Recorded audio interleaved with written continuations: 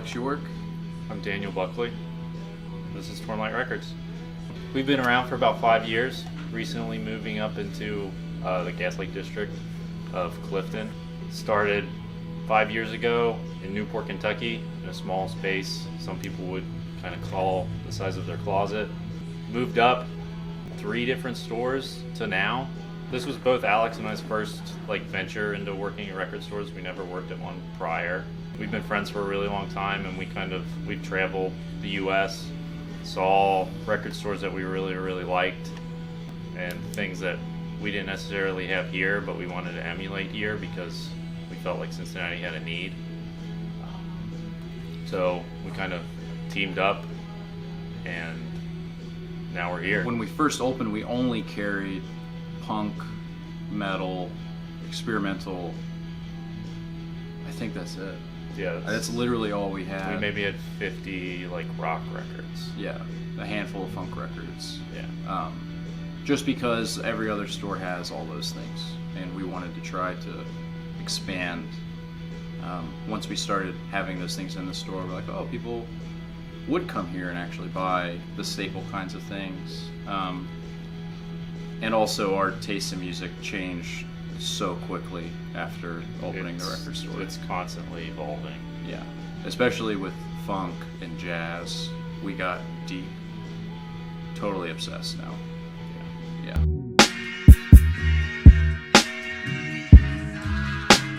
For me, it was probably just digging through my parents' old records, kind of just finding things that looked interesting to me. That's where I first saw Pink Floyd's Dark Side of the Moon, which is kind of everybody's first record. But yeah, I found that, and the artwork kind of drew me to it, and then digging deeper and finding Neil Young and stuff like that.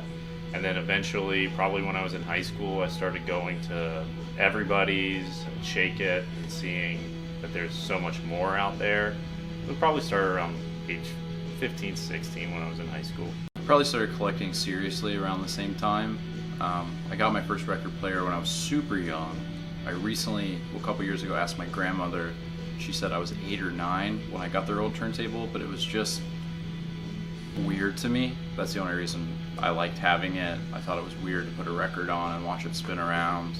But I got all my dad's and my uncle's stuff, and when I got a little older, my grandma gave me her records. I guess I was around 15 or 16, and like Dan said, I mean, if you're from Cincinnati, it's probably what you did. If you got interested in music, you went to Shake It and Everybody's, and down the rabbit hole from there.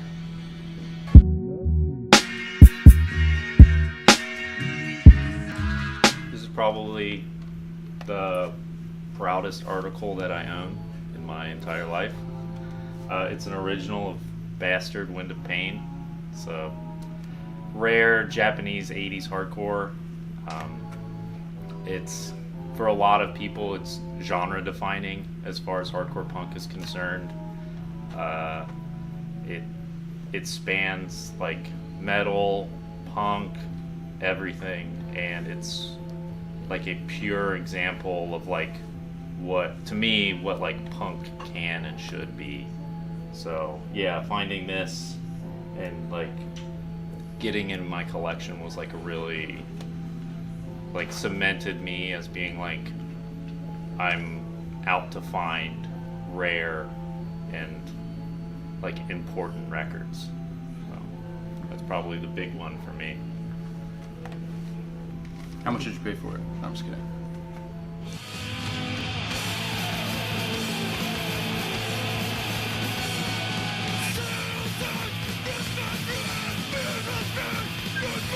This is Cincinnati, so if you're into hardcore, you at least need to be familiar with Sluggo. It's when Minor Threat in the 80s, when US hardcore was getting big, Minor Threat, Black Flag, all those bands, when they would come through, they'd play with Sluggo at the Jockey Club. And this is a prime example of Midwest US hardcore. And it's another one that I found this in Washington DC, and I got to bring it back home, and it was a pretty exciting thing for me. And then Kate Bush, Hounds of Love, definitely changed pop music for me.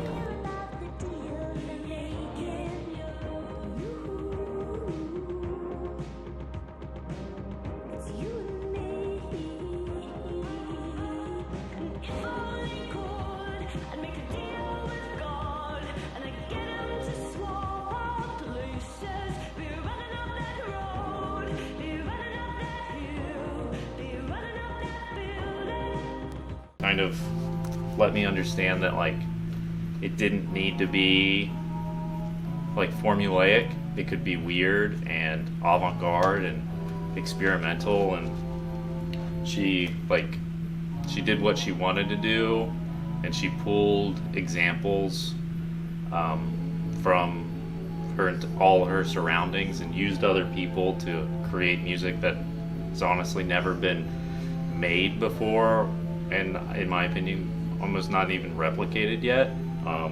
Just super important record, I think, in the span of all music. Back to some Japanese hardcore. This is a bootleg comp of it's like a primer for Japanese punk music from like 80 to 85, and it's got bands like Lip Cream, The Comes, Systematic Death, and I found this last year in the Netherlands, in Amsterdam, and that was a pretty exciting thing for me. And then my last one is the Brotherhood LP. It's my favorite US hardcore record. It's from the 90s, and it's just whenever I listen to it, it's one of those things that just still gives me chills for like how powerful it seems to be.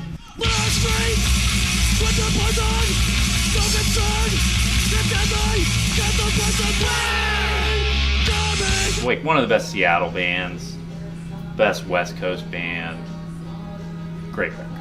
So.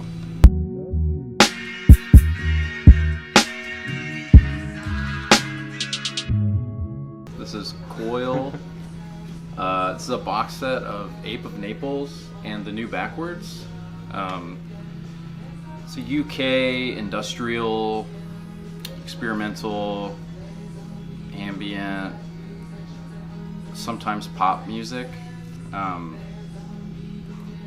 It's just really beautiful, strange electronic music. Peter Christopherson from the group was part of Hypnosis, which was a design firm or design group, I don't know what you'd call it, but they did like Pink Floyd, Wish You Were Here album cover, and Who's Next, and all the Peter Gabriel, like the Weird album covers and stuff. But this is super strange music. This is like, I don't know how to describe Coil if you haven't heard it. It's beautiful and ambient sometimes. It's really depressing. Peter and John, his partner, they were a couple as well. I think they split up, and a lot of their animosity toward one another is like in these two records.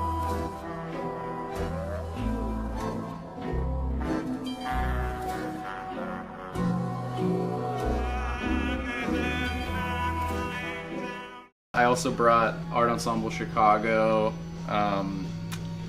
Message to Our Folks. This record is so insane. I don't even know what I can say about Art Ensemble Chicago. Great black music, their slogan. It's too real, super spiritual. Powerful. Super powerful. If you don't feel something when you're listening to Art Ensemble, you're not a person. It's so crazy.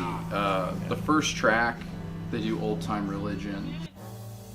And be clean, hesitant, attend to your garment. And let us arise. Yeah. And go up to Bethel. And I will make there an altar unto God. That's what it says.